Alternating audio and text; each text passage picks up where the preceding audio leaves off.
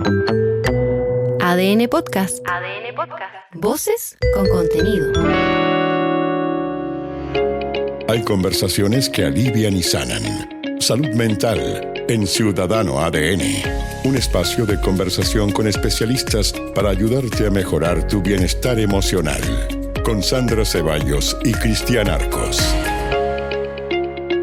Como siempre vamos a prestar atención a temas que tienen que ver con nuestra salud mental y particularmente con una dinámica que a veces, entre tanta problemática vinculada al mundo de la educación, pasa y no le prestamos tanta atención. Hay un estudio impulsado por la Fundación SM, el Centro de Estudios Saberes Docentes de la Universidad de Chile, que da cuenta que hay 8.200 profesores que abandonan el sistema educacional actualmente precisamente por temas que tienen que ver con su estabilidad, con su salud mental, con las posibilidades que tienen o no de hacerse cargo de aquello. Queremos hablar de este tema con María Beatriz Fernández, ella es psicóloga académica del Instituto de Estudios Avanzados en Educación. María Beatriz, muchas gracias por venir. Buenos días, Hola. Muchas gracias por la invitación. Gracias por estar acá. Constantemente pensamos en los desafíos que plantea la educación en el último año, sobre todo, ¿no? Y post pandemia, diría yo, los casos de violencia que se han dado con los niños, ¿no? Los estudiantes que incluso han terminado en tragedia en nuestro país, pero no siempre ponemos el foco en los docentes que también han estado súper exigidos. Uh-huh. Sí, efectivamente, el tema de la salud mental en el cuerpo docente es algo preocupante y muy preocupante también lo que menciona la alta deserción de profesores y que sabemos que es un tema complejo y multidimensional. O sea, hay factores que tienen que ver con salud mental a nivel individual, pero también hay otros elementos que ayudan a complejizar un poco esta discusión y que creo que es importante también que se considere. Uh-huh. ¿Qué elementos, por ejemplo? Por ejemplo, a nivel internacional, si bien se reconoce la importancia de la salud mental en los docentes, también se da cuenta que las políticas que solamente apuntan a mejorar la salud mental de los profesores, sin, por ejemplo, cambiar algunas condiciones de trabajo, resultan poco efectivas. Entonces, uno puede tener apoyos para la salud mental de los profesores, pero si siguen en un contexto con alta presión, con alto agobio, con alta conflictividad y con poco acompañamiento o apoyo, esa situación no va a cambiar mucho y va a seguir redundando en que tengamos fuga de profesores. En términos generales, los establecimientos educacionales se supone que tienen que tener protocolos, por ejemplo, para el tema del bullying, ¿no? Para cuando hay algún tipo de alumno que esté en una situación vulnerable. ¿Existe algo similar para los profesores? En general, nosotros en Chile no adolecemos tanto de la falta de protocolos, sino hay un exceso de protocolos y no necesariamente eso redunda en que mejoren las condiciones laborales o la sensación de bienestar dentro de los establecimientos. Entonces, a veces los protocolos se transforman en aspectos más burocráticos.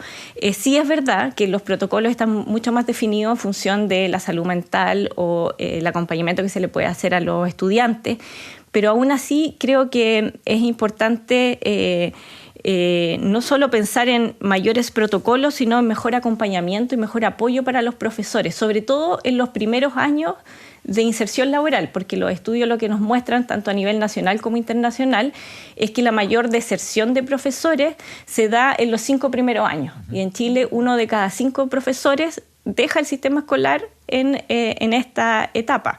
Entonces, las políticas o los programas de inducción, de acompañamiento, de apoyo, sobre todo para ayudar a los docentes a navegar este choque muchas veces entre lo que aprendió en la universidad y lo que sucede y lo complejo que es el trabajo en las aulas, es esencial. Uh-huh.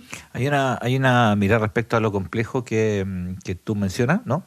Pero hay también otros elementos que son aledaños y quizás sea difícil cuantificarlo, pero te lo quería comentar para ver cuánto influye aquello, ¿no? Hay una mirada, hay un permanente cuestionamiento también a los profesores de parte de la sociedad en general. O sea, como sociedad me parece que estamos como cuestionando a los profes mucho, el apoderado, la apoderada cree que sabe más que los profes. Acá somos bien pro profe, ¿eh? Tanto sí. Nuestros padres son profes, mi señora es profe y 3/4 de mi familia son profes. Entonces asumo que soy pro profe todo el rato. Pero además porque uno lo ve que buena parte del tiempo es cuestionamiento de por qué usted hizo esto, por qué usted hizo esto otro. Nos han contado que llegan hasta la universidad. También, faltas de respeto. Sí. Y no, yo no quiero caer en eso porque no lo creo, en esto de como que las generaciones de cristal y esas cosas, porque a mí en particular no me gustan esas nomenclaturas y no las creo. Pero, no sé, a mí jamás se me habría ocurrido cuestionar a un profe o contestarle mal, por ejemplo. O al apoderado, como ir a decirle al profe, oiga, usted está enseñando mal. Y eso pasa literalmente, tú también lo debes saber, y yo lo veo en mi casa, Sí. todos los días, todos, sin excepción. Todos los días, buena parte del tiempo es responder una mensajería porque un apoderado o apoderada asume que sabe más que el profesor o la profesora. Sí, yo creo que en general estamos presenciando cambios en la manera que se entiende la autoridad docente y la manera en que los estudiantes y los apoderados se relacionan con los docentes muy diferente hace, 20 años atrás. Y efectivamente, cuando, por ejemplo, se habla de estrategias que pueden apoyar a que los profesores persistan en el sistema y no se vayan del sistema escolar, siempre se pone quizás la atención más bien en políticas con mayores remuneraciones, que es importante, ese tipo de estrategias, pero también es muy relevante el reconocimiento y las relaciones en las que se desenvuelve el trabajo docente. Entonces también contar políticas que ayuden a favorecer el estatus de la profesión, que valoricen el rol del profesor y reconozcan ese rol, también son muy importantes. Perdón, que justo mencionaste algo que me parece súper relevante y sustantivo. En la época de nuestros padres, el tema era lo poco que ganaban muy poco. O sea, la pensión que tiene mi madre después de 40 y tantos años de colegio es una cuestión increíble lo poco que es. Más uno. Claro. Pero hoy día, si bien no ganan una cantidad enorme de plata, buena parte de ese tema se ha solucionado, no sé si solucionado, pero mejorado, pero en un porcentaje altísimo. Pero claro, el tema es lo que dices tú, po. El tema no es el tema, o sea, esa deserción probablemente, que tú mencionas en los primeros años, no es precisamente solo por el tema económico, que puede ser, pero yo creo que no es lo principal. Sí, efectivamente, desde el 2016, cuando se aprueba la Ley de Carrera Docente o Sistema de Desarrollo Profesional Docente, han habido mejoras en las remuneraciones de los profesores que son sustanciales. Sí. Ahora es importante también señalar que esa mejora es más dramática o es más relevante cuando los profesores salen bien evaluados en la evaluación docente y pueden acceder a los tramos de experto 1, experto 2. Ellos tienen mayores remuneraciones. Pero claro, hay algo más allá de solo la remuneración y tiene que ver con la valorización, pero también, por ejemplo, algo súper relevante que actúa muchas veces como un factor protector para que los profesores no se vayan del sistema escolar, tienen que ver con algunos elementos que están a nivel de comunidad educativa. Por ejemplo, que han demostrado las investigaciones, que en lugares donde existen liderazgos muy autoritarios, donde los profesores no pueden participar, no pueden tomar decisiones, donde no existe trabajo en equipo, cada uno trabaja de manera aislada, por ejemplo, existe muy poco acompañamiento o apoyo, es donde también hay mayor riesgo de deserción. Entonces también esos elementos son claves para entender cómo cuidamos y cómo protegemos que nuestro sistema escolar no se estén yendo los profesores. Claro, estamos conversando a propósito de la deserción de profesores de los establecimientos educacionales con María Beatriz Fernández, psicóloga académica del Instituto de Estudios Avanzados de Educación. Porque pasa una situación también, María Beatriz, que obviamente aquí las personas todos tenemos nuestros problemas diarios, nuestros desafíos y etcétera, pero los profesores y las profesoras trabajan en un lugar donde generan vínculos constantemente, permanentes durante muchos años, donde tienen responsabilidad sobre otras personas, que son los niños y niñas en crecimiento y desarrollo, son personas que marcan el devenir de todos, ¿no? De alguna u otra manera, y que muchas veces están súper solos, ¿no? Aquí la realidad educacional en nuestro país es súper diversa, las escuelas rurales, las escuelas unidocentes, y un largo, etcétera, las que están en los hospitales. Entonces, ahí me imagino que el nivel de apoyo que pueda tener a lo mejor de la comunidad, de sus directivos, de tener como esa confianza y ese núcleo bien armado es súper relevante. Uh-huh. Claro, las relaciones laborales son muy importantes para evitar que los profesores deserten del sistema. Entonces, cuando hay relaciones de apoyo, eso obviamente afecta de manera positiva el hecho de enfrentar situaciones difíciles, pero eso sí se hace de manera acompañada con otros profesores, resulta menos agobiante. El trabajo docente es bastante demandante emocionalmente, no solamente a nivel cognitivo, a nivel técnico, sino a nivel emocional, como tú señalas, y ese apoyo que se da a través de la comunidad es esencial para el bienestar de los profesores. Y en ese sentido, lo que nosotros hemos visto también en una investigación que estamos realizando, que nos focalizamos en la deserción de profesores, pero solo en profesores que trabajan en liceos TP, en liceos técnicos profesionales, vemos que justamente cuando los profesores sienten que tienen el apoyo de sus colegas para poder equivocarse, para poder plantear sus preocupaciones, cuando tienen el apoyo de sus directivos en función de no solamente establecerle mayores requerimientos o presiones, sino también darle algunos apoyos formativos que pueden ser formales o informales, pueden ser solamente acompañarlos al aula, darles cierta retroalimentación. Eso es clave para mantenerse enseñando y no irse de la escuela. Claro. Y perdón, súper cortito, estas entrevistas que ustedes hicieron para el estudio y todo, arrojó que además estas personas se hacen cargo de sus temas de salud mental. En general lo que aparece es que los elementos de salud mental o los problemas relacionales o conflictivos con los estudiantes son una fuente de preocupación para los profesores y uno de los elementos que muchas veces pone en tensión la decisión de quedarse o no quedarse. En general, hacerse cargo de la salud mental en Chile está visto mucho más de una manera individual, como que si ese fuera un problema que tiene la persona y que no tiene que ver con ni el lugar donde se desempeña ni el contexto de trabajo. Pero en general, lo que más allá de contarnos de su situación, si ellos lo veían de manera particular o no, lo que nos contaban era que el apoyo de los colegas era central justamente para un poco sopesar este cansancio o esta sobredemanda en relación a estos temas. En una de tus respuestas, María Beatriz, hiciste hincapié o mencionaste, ¿no? La distancia y la diferencia, a lo mejor pasan muchos oficios, pero entre la preparación que uno tiene y el mercado laboral, la realidad, como uno le dice, ¿no? Probablemente pasen muchos oficios, insisto. Entonces te hago la pregunta hacia adentro respecto a la preparación. No sé si eso está dentro del estudio o la percepción que tienes tú respecto a cuán preparados pueden estar los profesores, profesoras para situaciones como esta, respecto a desgastes emocionales, respecto a una presión que evidentemente nunca va a ser igual y solo tienes que enfrentarte a ella para conocerla, pero igual ayuda a cierta preparación, no sé, psicológica, qué sé yo, no sé. La pregunta me interpela directamente porque no solo trabajo en la universidad, sino que además parte importante de mis estudios tienen que ver con la formación de profesores. Y ahí creo que si bien en Chile también hemos ido avanzando bastante en los últimos años, en general se mantiene esta distancia entre lo que es la formación universitaria y lo que los estudiantes o egresados de los programas de formación de profesores perciben que es necesario para enseñar, y no solo enseñar, sino para ejercer la docencia, hablando como de manera más general o más amplia.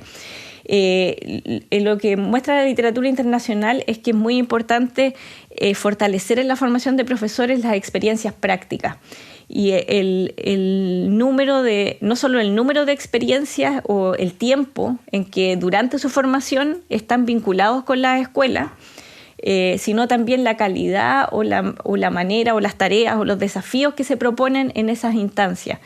Y en Chile efectivamente también desde el 2016 se ha avanzado bastante en que ya no es como hace 20 años atrás, que en general la gente tenía una práctica, los profesores tenían una práctica al finalizar su formación.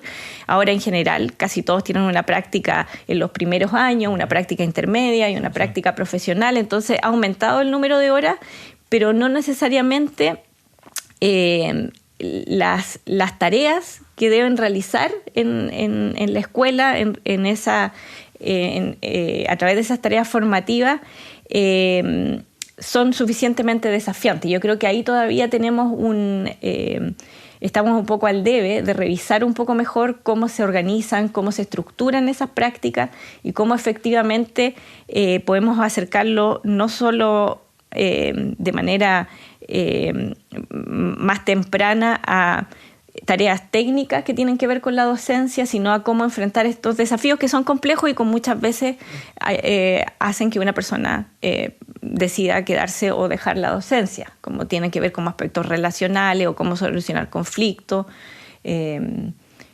tanto con apoderados como con estudiantes. Claro, pues las herramientas que se les pueden dar efectivamente para el manejo de situaciones que a veces incluso se escapan de las manos de cualquiera. No hemos visto casos de violencia, hasta un asesinato vimos este año, lamentablemente. Nos llegan hartos mensajes a propósito de lo que estamos conversando, la deserción de los profesores por distintas materias, y nos escribe Ricardo, nos dice: mi hija mayor es profe, siempre quiso serlo, es profe de matemáticas, eso le gustaba, hoy la veo y lo odia, no por los niños sino por los papás. Tremendo tema. También nos dice Rodrigo desde Santiago: mi pareja es profesora de educación básica, 20 años de experiencia, y quiere dejar sus labores, no por los niños sino por el hostigamiento de apoderados. Incluso hay un caso en particular en el que queremos recurrir a abogados. Se favorece mucho más al alumnado y al apoderado que al profesor. Y pone un punto que también nos habían escrito antes, que tiene que ver con la ley de inclusión. Lo conversábamos fuera de micrófono con María Beatriz Fernández, que es que efectivamente se implementó una ley de inclusión que muchas veces tiene a profesores sobrepasados también, ¿no? Con el manejo de niños que tienen distintas necesidades y que a veces es mucho más difícil manejarlo, a propósito de lo que mencionábamos con las herramientas, ¿no? Sí, efectivamente, yo creo que es un tema de preocupación actual, cómo la escuela se hace cargo de la necesidad educativa de los niños. En general, la ley de inclusión es bastante positiva en el sentido de que permite a los estudiantes en general ampliar la capacidad o la experiencia de poder vivir con otros que no son tan parecidos a ellos. Y también, pero plantea un desafío importante para la escuela de cómo hacerse cargo de esa diversidad, y creo que ahí lo esencial nuevamente es el acompañamiento para los docentes de aula regular, que no necesariamente han sido formados de manera profunda, como lo pueden ser los equipos profesionales del PIE u otros actores o los profesores de educación diferencial, para atender las necesidades educativas especiales. Entonces, el acompañamiento en ese proceso es esencial, porque eso no sucede de manera mágica, sino que más bien implica desarrollar cierto conocimiento, ciertas herramientas, y también balancear las necesidades de los distintos grupos de estudiantes que están dentro del aula. Sí, son realidades, claro, son realidades que son distintas. Fíjate que te quiero preguntar algo a propósito del comentario de Ricardo, que nos cuenta que su hija siempre quiso ser profesora de matemáticas, por ejemplo, y que hoy día dice lo odia, digamos, la palabra que usa él, pero no por los estudiantes, sino por los apoderados. Y te quería preguntar por un tema a ver, como no sé, a ver, como de nivel. ¿A qué voy? Para hacerlo súper claro. No se trata de andar rajando a los estudiantes, ni mucho menos, no estoy hablando de eso. Pero hay cierta severidad, por ejemplo, con las notas. Hoy por hoy cuesta muchísimo poner una mala nota. Incluso a nivel universitario. Yo hago clases de universidad y cuesta muchísimo. Casi que hay una instrucción de que no repruebe nadie o que no queden repitiendo niños. Insisto, no se les va a dejar 20 niños repitiendo, sino de, no sé, tratar de... Porque al final termina siendo una ayuda, incluso.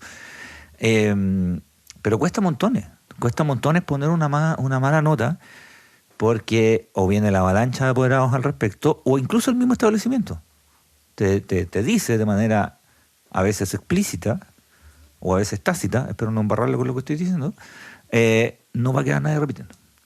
Uh-huh. No puede quedar nadie repitiendo. Y hay argumentos que yo los puedo entender y otros que no los puedo entender. Uno de los argumentos que yo no puedo entender es: para eso estoy pagando. Es muy heavy y lo he visto, literal. Para eso estoy pagando, para que usted le enseñe. Si el niño no entiende, es culpa suya. No sé, me parece que hay una discusión ahí que está en algún momento distorsionada.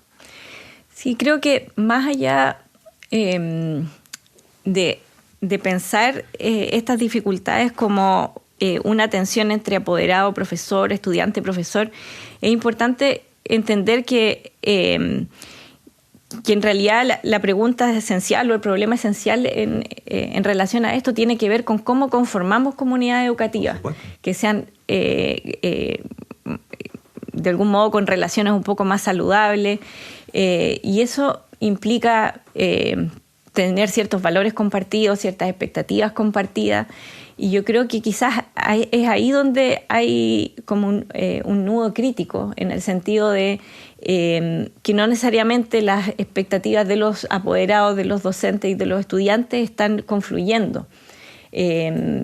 Pero, como digo, más que tratar como de verlo como un problema de actor versus actor, yo creo que nos habla de un problema un poco más sistémico de cómo tenemos un desafío de construir un sentido compartido en relación a la escuela, y en relación a para qué van los estudiantes a la escuela, o por qué es importante la indicación o la orientación, ¿para qué siempre?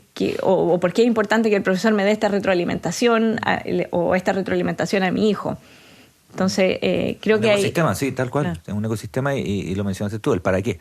O sea, esto para qué se hace, digamos, cuál es el objetivo. ¿Para qué tú haces una tarea? ¿Por qué tengo que cumplir con el horario? Sí, pero es mucho más que eso. Y al revés, desde el punto de vista del profesor, ¿para qué hago este contenido? Porque está en el programa. Sí, pero es mucho más que eso también. No es solo eso. Sí, y creo que efectivamente en este momento que estamos viviendo como grandes transformaciones muy aceleradas a nivel de sociedad, muchas veces hay como una desarticulación entre lo que está esperando el estudiante, lo que están esperando los apoderados y lo que están esperando los profesores, cruzado por temas generacionales, pero también por cómo se están interpretando esos cambios. Entonces es bastante más complejo. Pero nos tenemos que involucrar todos y todas finalmente para buscar una solución. Nos quedamos con el mensaje de Claudia que dice: mi hijo es profesor de educación física con mención en inclusión. Así todo, no ha encontrado trabajo en ningún colegio, solamente talleres con niños con TEA o con síndrome de Down. Dice Claudia, se abrió la ley de inclusión, pero no todos los colegios están dispuestos a pagar a docentes que tienen la capacidad para tratar la condición de estos niños. Bueno, el tema de la implementación también siempre es un temazo, así es que teníamos que hacernos cargo. Ojalá se abriera la conversación al respecto. María Beatriz Fernández, psicóloga académica del Instituto de Estudios Avanzados en Educación. Muchas gracias por hablarnos de la situación de los profesores. Muchas gracias a ustedes por la invitación. Muy amable. Salud Mental en Ciudadano ADN está disponible en adn.cl, sección podcast y Spotify. Escúchalo cada semana. Comenta, comparte este podcast y mejora tu salud mental y la de tus cercanos.